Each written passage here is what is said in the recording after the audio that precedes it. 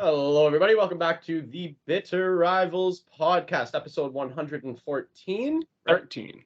113. My bad. Sorry about that. I am your host, Avery.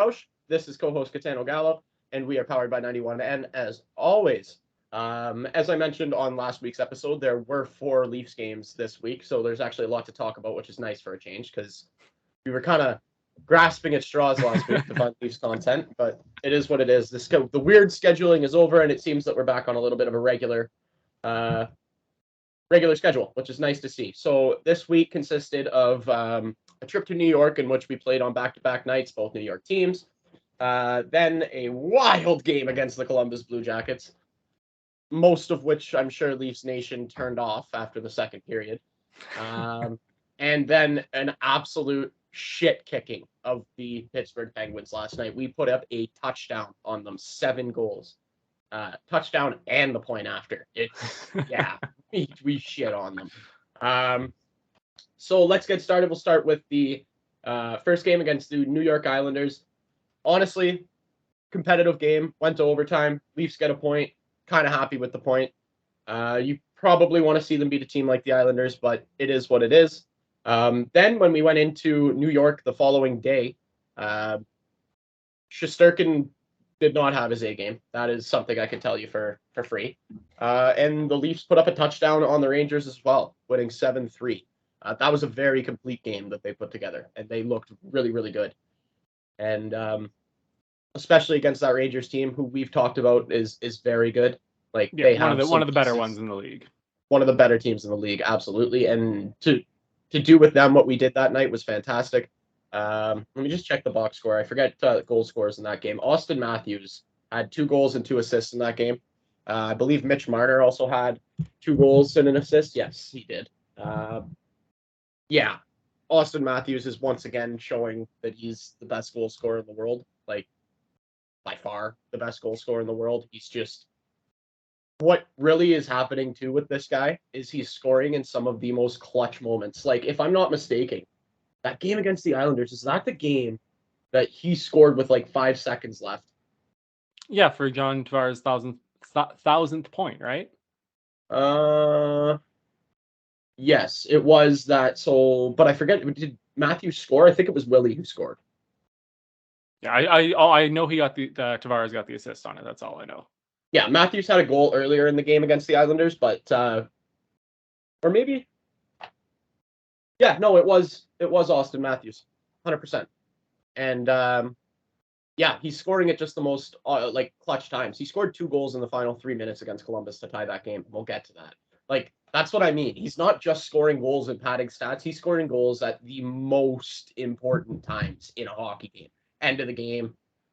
End of a period, we know how devastating those goals can be. Or quick goals to open periods, we know how irritating those can get for coaches. So it's just awesome to see him not only putting up goals, but putting up goals in the most important points in hockey games.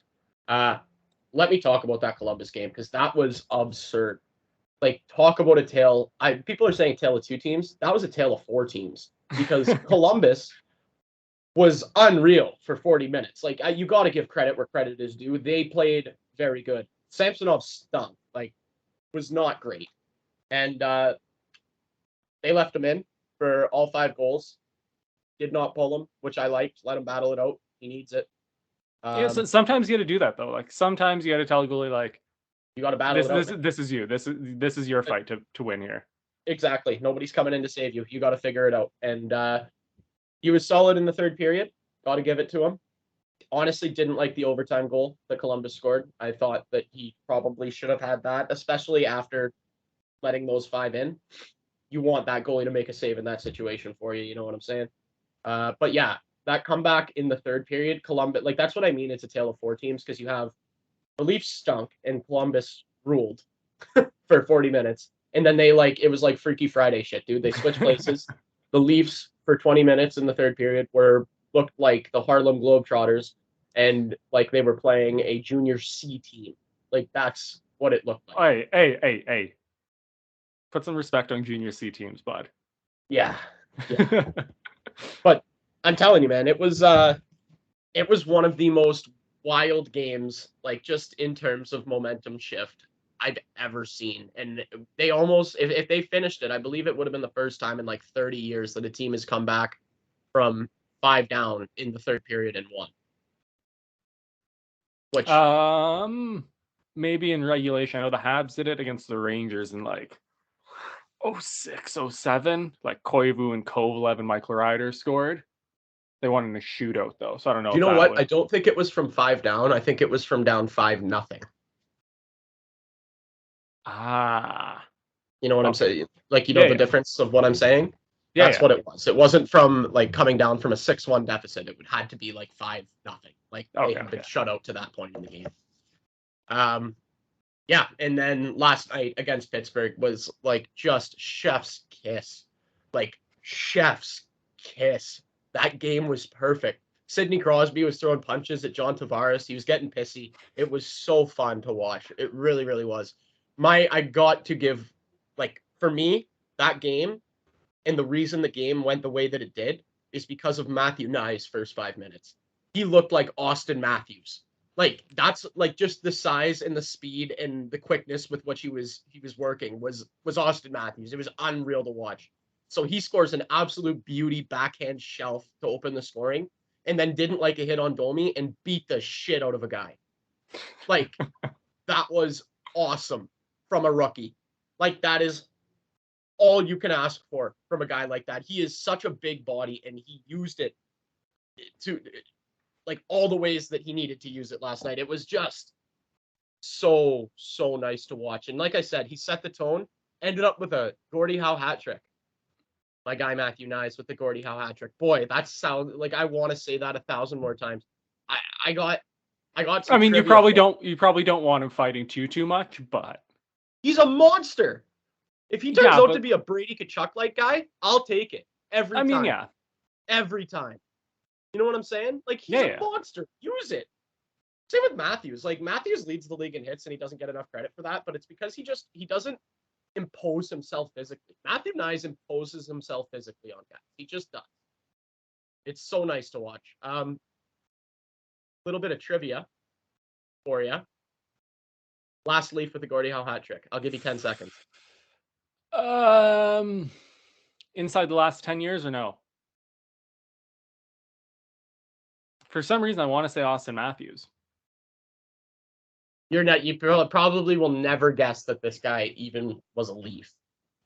Daniel Winnick. Oh yeah, no, definitely wouldn't have gone with that. I know you wouldn't have gone with it, but I heard that last night. My dad's friend, when we were watching the fights after the game, was just pulling up like Leafs trivia, and that was the last Leaf to get a Gordie Howe hat trick. Also, a little bit of trivia from last night. There were two Leafs who had 3 points. Guess who they were? Max Domi and it's gonna be someone random. I want to say like Camp for Yarncroke or somebody. Tyler Bertuzzi. Interesting. Tyler Bertuzzi had 3 assists. Max Domi had a goal and 2. And can I give a shout out to Max Domi? Because like can I give a shout out to Max Domi? Because I fucking love him. He's a great fucking guy. Yeah, and I'm happy that he's like, he had a little bit of a rough start in Toronto, like those first 15-ish games, but like to see him like turn around and like be good, like I love that for him personally. As a Leaf, he can eat a dick, but the human being Max Domi, like I'm super happy for him. Loved him in Montreal. Yeah, and I'm seeing the same, like I feel the same way about him in Toronto. He's just you can tell he's a solid human being. He's a loyal human being. He's an emotional human being, and sometimes he makes some mistakes defensively, but you know what? You learn to live with it. You learn to live with it. He's a third line center. Yeah. He's not playing 24 minutes a night like Austin Matthews and Mitch Marner, so you can live with it, right? He creates more. You're just hoping at the end that he creates more than he gives up, and it seems to be the case so far this season. Especially, I love that line with him, Yarncroke, and Nick Robertson. Like I've said that before. When they put it together, I said that on this show. But that line is spectacular. Like as a third punch, you know. After you have, and Austin Matthews didn't play last night, and we still put up a touchdown on Pittsburgh. I just want to point that out. We also had Marty Jones in net, tossing up a 38 save shutout against the Pittsburgh Penguins. Marty fucking Jones, He cleared waivers at the beginning of the year, dude. Like, yeah, that's unreal. Not great for the Penguins. No, you hate to see it if you're a Penguin or a Penguins fan. Yeah, it's like I can't get the smile off my face from that game last night. It was just perfect. It was pure domination from minute 1 to minute 60. Pure domination. And 38 saves, like you look at that and you go, that wow, they got almost 40 shots on goal. I don't think like when they were showing the Marty Jones highlight pack, it was just like little like there was nothing of just relevance. Like 40 perimeter shots. Exactly. Like it's like okay, like yeah, and Jari had a tough go last night too. You gotta. But then so did Delkovich when he came in. Like they both stunk. So what are you gonna do, man? What are you gonna do? Something in the water there, or what? Yeah, and watching the look on Dubas's and Spez's face in that press box, priceless. Like warmed my heart. It truly warmed my heart to see them. The best Christmas gift you could ask for, or what? Yes. To see them in misery. Yes. Unbelievable. Yeah, Austin Matthews is now leading the league in scoring again. Mitch Marner seems to be back on his horse and getting points. That goal, did you see that tweener he scored? Yeah. Where he totally fanned on it and it went in anyway. Like it was like that was almost a sick goal. It's one of those things that like when the bounces are going your way, they're going your way. Mm-hmm. And they're not. And to be able to do this while there's a flu bug going through the team, our number one goaltender's hurt. We have our like Liljegren came back last night, but other than that, you still have him. Giordano's out. Yeah, there's been guys in and out of the lineup, like I said, with that flu. Last night, the victims were Austin Matthews and TJ Brody. Before that, Matthew Nyes had to miss a couple of games because he was under the weather. It's been a tough go for them. And to come out of every game this week with a point and winning 2 of them is huge for this team. They sit at second in the Atlantic behind Boston, but they have now surpassed the Florida Panthers. And yeah, it's awesome. It's nice to see. Yeah, no, sadly a shock, like a solid week in Toronto for you. Yeah, even with all of the injuries and the guys out, the sicknesses, it's fantastic to see this team meshing like they are. And it's almost like it takes a few months to kind of peak when you have all of this turnover and all of these new guys, right? Like Max Domi, Tyler Bertuzzi, they both look fantastic. Like I'm going to be honest with you, I was seeing some discourse yesterday on like before the game on Twitter, people talking about Tyler Bertuzzi because he's gone before last night. He went 8 games without a point. And if you look at that, that's not good. Like that's, especially a guy you're paying over $5 million. You probably want a guy to have a point in an 8-game stretch. But if you actually watch the hockey games, he's been fantastic. Like, you know what I mean? If you actually watch and pay attention. Oh yeah, he's putting in the work. He's doing the right things. He's not getting the point. Can't buy a goal. And that's why he had 3 assists last night because he was selling shots so hard and that he was just like, I can't score right now. And he would just dish it off and that was it. Like, I think it was the Nylander goal. Oh, it was a 2-on-1 and it was Nylander. And that's exactly what happened. Tyler Bertuzzi held, fake shot, let the defenseman slide right past him, and then over to Nylander, legitimately 6 feet of wide open cage. Yeah, like just he's looked great. And I don't really care how many points Tyler Bertuzzi puts up in the regular season. I need him in April. And I think we could, as a fan base, we understand that that's what he's here for, is to perform when the going gets tough in the playoffs in April. So got to give credit where credit is due. He's been great, even though he hasn't gotten those points. And that's all. I wanted to say that. And again, another shout out, Matthew Nyes. That's the first time a Leaf has set the tone like that in years. And that was unreal to see from a fucking rookie. And that was all within the first 5 minutes, eh? Within the first 5 minutes, my guy had scored an unbelievable backhand shelf and then pounded a guy for a bat hit on Max Domi. Unreal. Like, you can't ask for more from your rookie, dude. Yeah, no, that's like I've said a few times, like he's just gonna be a fucking pain in the ass to play against. And I'm super not looking forward to the next decade of it. I agree. You shouldn't, because He is a pain in the ass to play against. And I think the worst part about it is he he kind of, he some wires crossed last night. Obviously, you saw wires cross and he went after a guy, right? He is one of I don't think I've ever heard him talk, to be honest. Like he just obviously I've watched interviews of his and stuff, but like he's such an unassuming, quiet character on the ice. Like he's not a chirpy guy. You know what I mean? So Yeah. for him to have that personality and then also be able to cross his wires, awesome. And it's got to be even more annoying. Like he doesn't say a word, he just annoys the shit out of you, like physically. You know what I mean? Yep. Yep. Yeah. Anyway, by the way, I have a question for you. Yeah, sure. Did something happen to Brandon Gallagher? Is he just having a bad year? He's having a bad year. Okay, just because I saw something on Twitter that like I can't believe Brandon Gallagher's career is over, and I was like, what? No. So it was somebody overreacting to him having a bad year. Basically, so what happened was, well, here. So let's start with Sunday. We played the Predators, lost 2-1. Close game, good game. Just lost to a better team. UC Saros had a good game. Is what it is. Has those. Yeah, right. Like it's one of those nights that the National Predators just needed 2 goals to win. They got their 2 goals and just fucking shut down shop, and that was that. On Wednesday, we played the Penguins, lost in a shootout. Went to I think 13 or 14 rounds. So what happened was Brendan Gallagher had to shoot in the shootout, which he does not do very often.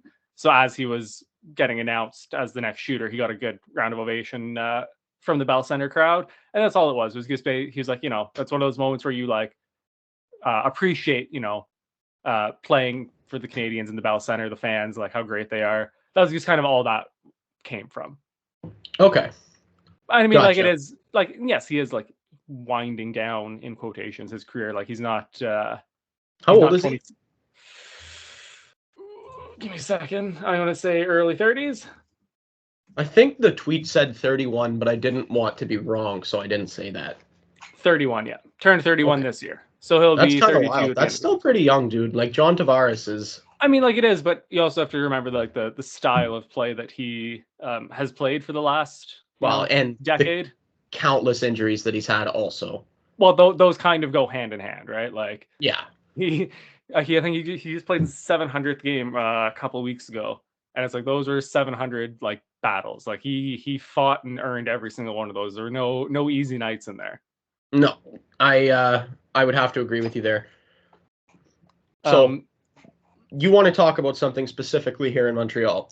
Yeah, so kind of just on the tail end of the shootout and then into the Islanders game last night. So Josh Anderson got to shoot in that shootout. And it was one of those moments where like he hasn't scored on an NHL goalie since March 13th, or hadn't, I should say. He had 2 empty netters between there, one at like the end of March and one a couple weeks ago. What's his contract again? He gets paid a lot of money. Okay. But like, and like you were saying with Tyler Bertuzzi, like when you watch the games, you're like, he's doing everything right. He's playing hard. He's giving it 110. He just could not buy a goal if his life depended on it. Like just snake bitten. I think his XG this year is almost like 10 goals, but he has, well, now 2, 3. Like, you know what I mean? Like just one of those years for him. But he goes up to take his shot in the shootout. Crowd gets right behind him, big standing O, super loud, and he missed. But last night against the Islanders, finally scored on a goalie twice. Beat, I think it was Varlamov in net. I don't know who their goalies are. Well, it's Shesterkin and Islanders. Or not Shesterkin, Sorokin. Sorry. Yeah, so it wasn't Sorokin. Yeah, I forget who their backup is, but I think you're right. Who'd you say? Yeah. Varlamov, I think. Okay, that makes sense. That checks out, I think. But anyways, like to be like 25 games into the year, finally getting his first like goals on goalies that aren't empty netters. Like that's all credit to Marty St. Louis in my eyes. How many other coaches, probably a top 6 player gets into, a 10, 12 game scoring slump, like, takes him off the power play, bumps him to the 3rd line, bumps him to the 4th line, cuts his minutes, just crushes the guy. Like just ruined. Like there's no coming back from that. But Marty was like, nope, He's putting in the work. He's doing all the right things. He had a handful of assists in this time. Like, it's not like he's putting up nothing. He just hasn't scored. And so to finally see it pay off, where Josh Anderson gets a monster game, gets his couple of goals, like that's all Marty St. Louis in my eyes. And that's why, for the moment, I'm not saying that he's going to maybe coach us to a cup or anything, but like for the moment, like he is the perfect guy to be running this team. I thought it was just kind of everything that he's been preaching for the entirety of the season about Josh Anderson finally coming together. Yes, it took till mid-December, but like it happens sometimes, right? Guy, he's a little bit streaky, gets in and out of it, and now hopefully puts on a nice little stretch here, gets a couple more goals, and kind of keeps the good times rolling. But yeah, shout out to Marty St. Louis. I thought that was all him in that situation. Yeah, got it. Like I said earlier, got to give credit where credit is due, and I will give credit to Marty St. Louis. I think he's a good coach. I do. That's indisputable. There's been countless examples that you've shared on this show of coaching decisions that just make sense, especially for a team in the stage that the Habs are at right now. Yeah. Like maybe that decision, like letting Anderson just ride it out through such a drought, wouldn't work on a team like the Leafs that needs to win now and needs to bank 100%. points. Right, 100%. but on a team like the Montreal Canadiens, it's the perfect balance of like, he's learning on the job, of a very young team is learning on the job, and they're just kind of learning together. And this is the moment, like maybe in 3 or 4 years, when the Habs are hopefully, contending for, hopefully, like, maybe you're not going to let Josh Anderson or a player like that sit on the second line for 20 odd games without scoring. But like for now, fuck it. Yeah. And, if you can get him rolling and, either he has a good season or you can flip him at the deadline or flip him in the summer, like great coaching in my eyes. Yeah, for sure. What is his deal? I'm just curious in terms of flipping him, like what that looks like for Montreal. Just give me cat friendly just a second. That's okay. You take your second. So he has this season plus 3 more at 5.5. Okay, so you'd probably he is 29. That's a tough contract to move just because there's so much term on it, right? And like you could move it, but you'd have to eat salary, and it would be tough to eat salary for 3 years. I mean, the Habs are in a spot like we're gonna have a lot of fucking cap space. Yeah, so, but do you think you'll need it in 3 years? Like that's what I mean here. Like, would that hinder your ability to sign a future free agent? You know what I mean? I mean, so if you're gonna take half of that, that's what, like 2.75 ish. Like, it's not, especially with the cap going up. I don't think 2.75 on the books is crippling. It's not like, don't get me wrong, it's not great, but it's not like, it's not going to handcuff the Habs like in the way, holding on to, 3 or 4 or 5 million might. Yeah. I got you. Anything else that you wanted to talk about specifically Montreal related? You said they played Nashville. Yes, we had Nashville on Sunday, Pittsburgh on Wednesday, and then the Islanders last night. That was kind of it. That was it. No, nothing else. David Savard is back from his injury. I mentioned it that he had been skating with the team on Sunday. He actually suited up, played his first game in a while against the Penguins. Looked all right. Arbor Jack is still in Laval on his conditioning stint. And I think that's it for injuries, which is just like, other than like obviously like Kirby Dach and Newhook are out long term, but it's about it in Montreal for this week. It was nice and nice quiet week for us, which was nice. Okay, want to know what it wasn't a quiet week for? The Department of Player Safety. So let's talk about some of the suspensions that were handed out this week. Here, I'm going to pull up my phone and pull up their Twitter page. Give me 1 second here. Yeah. You want to get started, though? Go ahead. Yeah, I would like to get started because this starts with just the inconsistency in referees across the NHL. So last Friday night in the Edmonton game, I forget who they were playing. Evander Kane threw a pretty nasty hit from behind. No call on the ice, no supplemental discipline. Mm-hmm. Following Saturday, when the Habs played the Sabres, I forget the kid's first name, but his last name is Robinson, throws basically the exact same hit, gets 5 in a game. No supplemental. Okposo, the Sabres captain, is asked about it in his post-game. And he's like, I don't hate the call, I hate the consistency, because Kane threw that same hit last night and got nothing. Sunday. And he's right. Oh no, 100% he's right. Sunday, while I'm editing episode 112 of the Bitter Rivals podcast and throwing the Columbus and Florida game on, Nick Cousins throws like the worst hit of those three, like by far, on Eric Goodbranson. Just like the type of hit, like where it's like my first thought in watching it was that's the easiest 5 in a game I've ever seen in my life. Like it's just horrific. Like you just can't do that. My favorite part though is the turtle. Like, well, that's we can get into that in a bit. But like, so he throws this awful fucking hit. yes, It gets called 5 on the ice, which I was like, yeah, of course it is. They go to review it, which I don't hate them double checking on the review. They pull it back to a 2-minute minor for boarding. Eric Goodbranson, who was on the Columbus bench getting his nose stitched up because he fucking ate the dasher. Like, it's just an awful, awful hit. So dangerous. So he, after getting hit, jumped up and tried to beat the shit out of Nick Cousins, rightfully so. So he got 2 for roughing on that, which was nuts to me, that those two, like that awful hit and, like equal. Like it was not at all. No. But he turns to the linesman as they're bringing him to the box and he goes, okay, I'm going to deal with this. And the linesman's like, please don't. And he's like, no, I'm going to deal with this now. So the next time they were on the ice together, he legit jumped him. I say, yeah, instead of trying to like play any sort of hockey, like as soon as Nick Cousins skated down his side of the ice, he just dropped his gloves and started swinging, and beat the absolute shit out of Nick Cousins, who turtled like a little bitch. Yes, twice, by the way, because when he attacked him after, like directly after the hit, he turtled then too. Like Nick Cousins with, pardon my French, one of the most bitch moves I've ever seen in my life. And that's the thing. It's like if you want to throw that hit, you got to take your beating.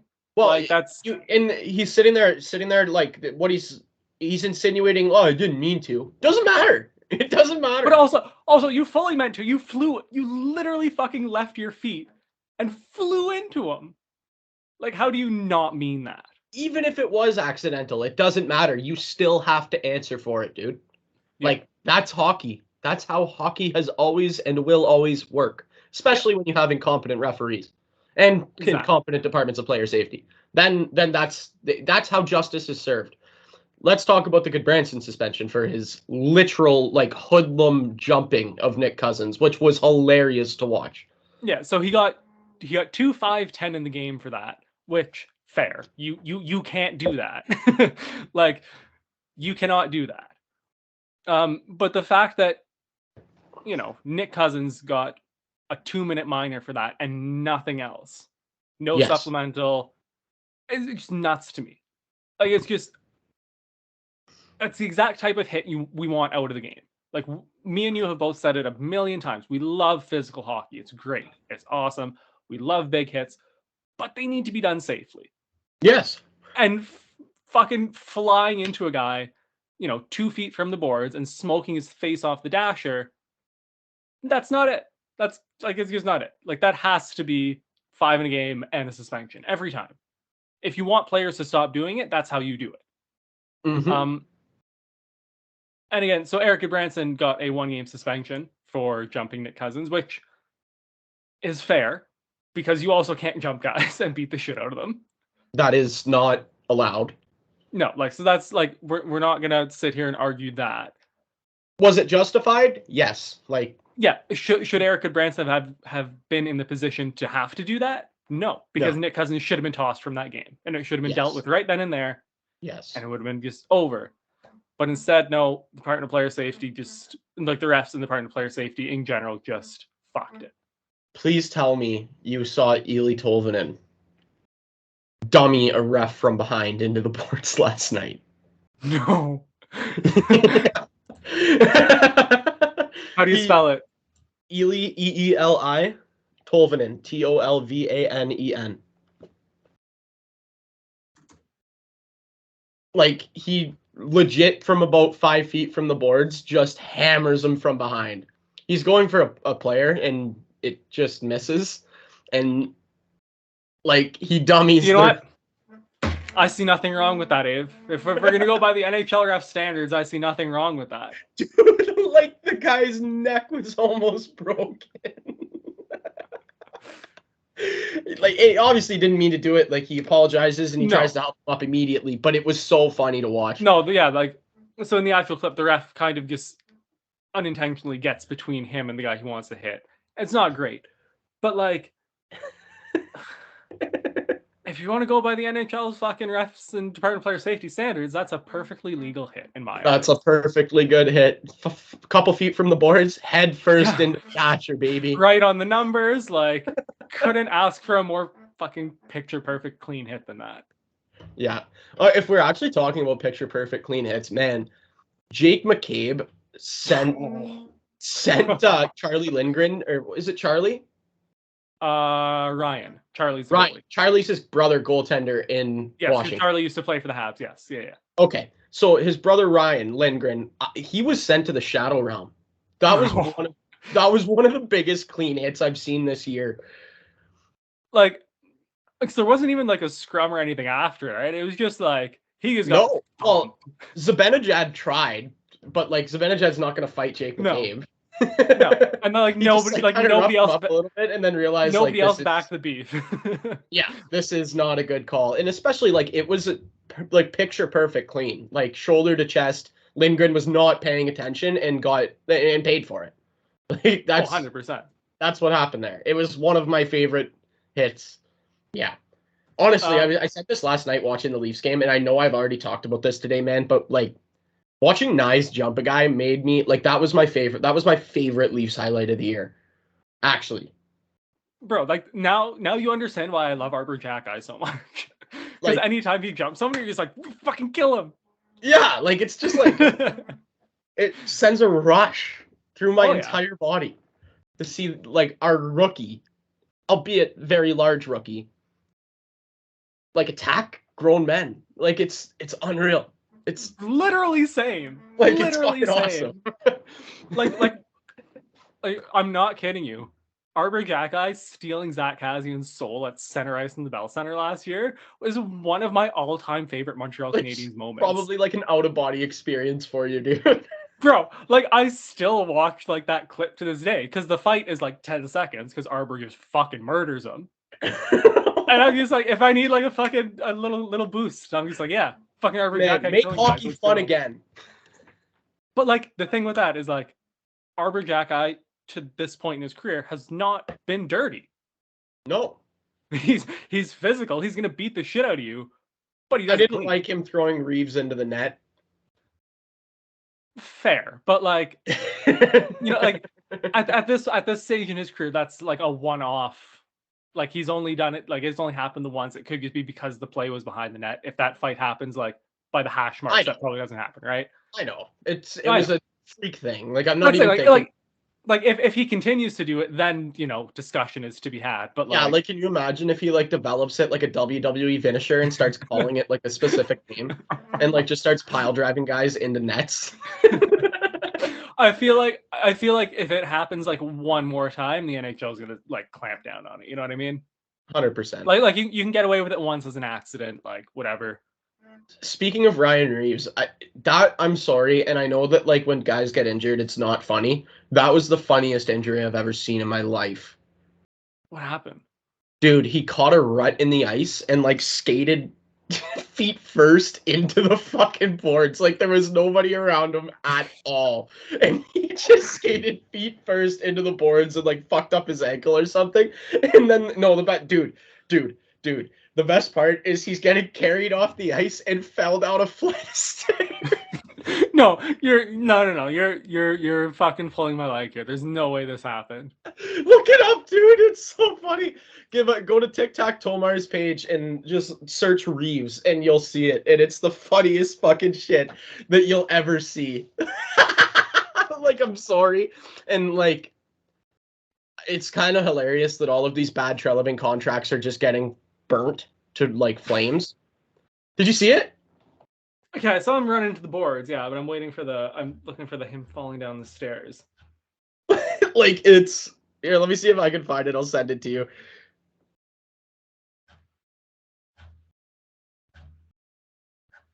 He definitely game? No, it was against Columbus. Oh, okay. Yo, I'm sending it to you right now. Okay. On Twitter. It's coming. Yeah.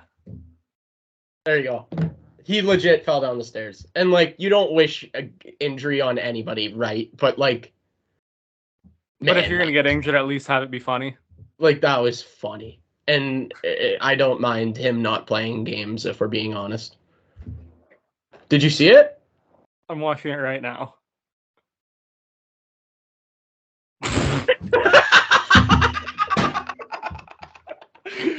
He just disappears. Like, it's so comical. It's like out of a movie. It really is. Yeah, It no. really. And Bobby McMahon. Oh, I forgot to mention that. Bobby McMahon had his first goal in the National Hockey League at 27 years old yesterday. So congratulations to Bobby McMahon. And thank you, Ryan Reeves, for Bobby McMahon's spot on the fourth line. So, before we stray too far from Department of Player Safety, I want to talk David Perron and his 6-game suspension that is currently being appealed. Okay. Because it's the Matthews suspension from a couple years ago. Or like the Matthews incident, the cross-check to the head. Which we said at the time was 2 games. 2 games was fair. We've seen it unpenalized for other guys. We thought 2 games was kind of fair for that. Mm-hmm. I don't understand how the Department of Player Safety goes. He's played like 1,100 games, Yeah. 0 suspensions, and you're going to give him 6 for that? Yeah. Like, well, and I think and this shouldn't have anything to do with it, but I think, like, and this isn't funny, but it's kind of funny also. Like, I'm sorry, I think everything's hilarious today. It was the wrong guy. Like, he attacked the wrong guy. Yeah, no, but that still shouldn't influence anything. Like, no, it shouldn't, but it might. Because in that case, then like Eric Goodbranson shouldn't have been suspended because he got the right guy. Remember, George Peros is also an idiot, and he saw Perron and was like, he's trying to steal my name. I'm going to suspend him. I like what I'm saying. Their names sound similar. I was just making a joke. It wasn't a good joke. I shouldn't have said that. Fine. That's fine. Do you want me to cut it out? No, it's fine. Okay, I'll leave it. Whatever. Anyways, it was just a dumb joke. It didn't make much sense, but it's all good. Just like when we talk about like inconsistencies with fucking referees and suspensions, just like it's a joke. It's a joke. Nothing makes sense ever. Like, no. Again, I was scrolling down my little Twitter feed here, my trusty old Twitter feed, and I'm scrolling down the Department of Player Safety, and it's just like nothing makes sense. No. Like, nothing makes sense. So they got to get their act together. We've been saying that for 113 episodes, though, and they haven't. I know it isn't changing anytime soon. It's not. That's not like, we can rant about it all we want. Everybody can rant about it because it is dumb. Like, no, nothing makes sense, and I think everybody can agree on that. But as mentioned before, like, having George Peros up there is legit having an inmate running the asylum, and it makes 0 sense. So until that changes, nothing's going to change. Exactly. So it's that simple. Anything else that you want to get off your chest this week, Gitano Gallo? We got some World Junior rosters to talk about. We do have some World Junior rosters to talk about. Not going to spend too much time talking about it this week. We'll probably do a little more next week. Ooh, actually, let's do that right now. Because next Sunday is Christmas Eve. So there will be an episode at 7 p.m. When would you like to record it, though? We will chat about this at a later date, because I don't know. Okay, but there will be an episode on Christmas Eve. Yes, we will have a Christmas Eve episode. Maybe I'll wear a Santa hat and an ugly Christmas sweater. 100% that was the plan. Okay. But anyway, so we're going to do World Junior, most of the World Junior talk before that, because the tournament kicks off on Boxing Day. But the US and Canada have announced their rosters. There's a couple Habs prospects that I want to talk about. So obviously Owen Beck making the team for Canada, was a late call-up to the roster at last year's tournament because of injuries. But he's phenomenal. Actually, he's played already a game in Montreal last season during the injury crisis. He's kind of one of the more senior players on the team. I'm expecting a huge tournament from him. Maybe not points-wise, but I expect him to be just a dominant centerman, win all of his faceoffs, be 200-foot responsible. That's going to be huge for him. And then for the States, surprise, surprise, Lane Hutson made the team. Kid is just gross, Ave. Like, I am so looking forward to this tournament for him. He's already got 20 points in his 15 games at Boston University. This is just going to be, I hope for his sake that it's the Lane Hutson tournament. I hope for the United States winning it that it's not. But then the other one, I don't want to say I'm shocked, but as someone who's not kind of had the spotlight on him as much as his results would show, Jacob Fowler, Habs second round pick from this summer, made the team as a goalie. So in 17 games at Boston College, he's 13-3-1 with a .925 save percentage. This kid's like so far looking like the real deal. And I really hope I'm not familiar enough with the state's other two goalies to know who's going to be starting, but I really hope he gets a look in, and I really hope he fucking proves me right, because I've been low key on this kid's fucking hype train since we drafted him. We've needed a goalie in the system for a while now, and I think this kid might be like legit. Nice. So sticking to the Team Canada World Junior roster, there are a couple of Leafs prospects on this team as well. I would like to see them play together. I'm looking at a lineup that Corey Pronman of The Athletic has put out right now of projected or potential projected Team lines? Canada. And it has them split up, which I don't like. But the two names are Easton Cowan and Fraser Minton. Fraser Minton played a few games with the big club this year before being sent back down to junior, before his 9 games were played, which made him eligible to be sent back down to junior. This lineup sheet has Minton playing with Macklin Celebrini, the number 1 projected overall pick in this coming draft. I am looking forward to see Easton Cowan and Fraser Minton. Fraser Minton should have a big tournament. He should be one of the best players on this team, and I'm looking forward to see what he can do. And Easton Cowan's also been very good for the London Knights of the OHL. So I would like to see both of these guys have great tournaments, and kind of show a lot of people thought Cowan, that pick was like a reach, but he's had like a really good year for London. He has. He really, really has. Yes. He's small, right? Like, that's the thing about Easton Cowan, is he's not a big guy. He's just... Yeah. I mean, but he's also what, like 18? Yes. Yes. Exactly. The other name that I'm interested about, and I want to give a round of applause to, is 17-year-old Sioux Greyhound Owen Allard. Made the team. The only 17-year-old other than projected number 1 overall pick Macklin Celebrini to make this hockey team. So congratulations to you, Owen. And I hope you have a hell of a tournament too. Go show out. Sioux Greyhounds, baby. Fuck yeah. We haven't had like a good Greyhound fucking performance in a tournament in a long time. Yeah. When they announced this roster, it was actually wild to see every other player other than him and Celebrini are drafted into the NHL. Like, they are the only 17-year-olds on this team. And I was trying to explain that, like, what that means to Gaggle, to a buddy of mine last night. Like, and it's like, 17-year-olds to make Team Canada, like, that's a short list, dude. Like, that's a really short list. Like, we're talking like Stamkos, Crosby, McDavid, Bedard, Tavares. Like, those are the names we're talking. I'm trying to think if there's any other, like... This is an 18-year-olds tournament, dude. Would Ekblad have been one? Because he was granted exceptional player I know status. he was exceptional, but I don't think he ever... And obviously, like, we know that Bedard and McDavid and Crosby and Tavares all played as 16-year-olds as well. Yeah. But to make the team as a 17-year-old is hard to do, right? That's very like hard to do. Ridiculous to do. Yes. So, shout out to Owen Allard. That's all I have to say. Love that for him. Yeah. All right. So yeah, we'll do kind of more tournament predictions and all that fun stuff next week. What do the Leafs have lined up for this week? The Leafs play. It looks like we got the Rangers on Tuesday in Toronto. We are in Buffalo on Thursday, and then we are in Columbus on Saturday. Nice. So the Habs are starting that's a 7-game road trip, kicking off in Winnipeg tomorrow night. We play against the Wild on Thursday night, and then finish the week Friday night in Chicago, and that is it until the 28th, so they're off for Christmas. Yeah, we after our game on Saturday the 23rd there against Columbus, we are off until Wednesday the 27th. And we actually play, this is kind of wild. We play Saturday the 23rd in Columbus. We come home and play Ottawa on Wednesday the 27th, and then we go back to Columbus and we play in Columbus on Friday the 29th. That's a weird one. That is weird.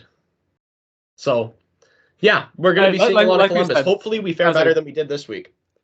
The NHL schedule for you guys has just been fucking a little crooked this year. Let's call it that. I think them in the Department of Player Safety are sharing a dartboard.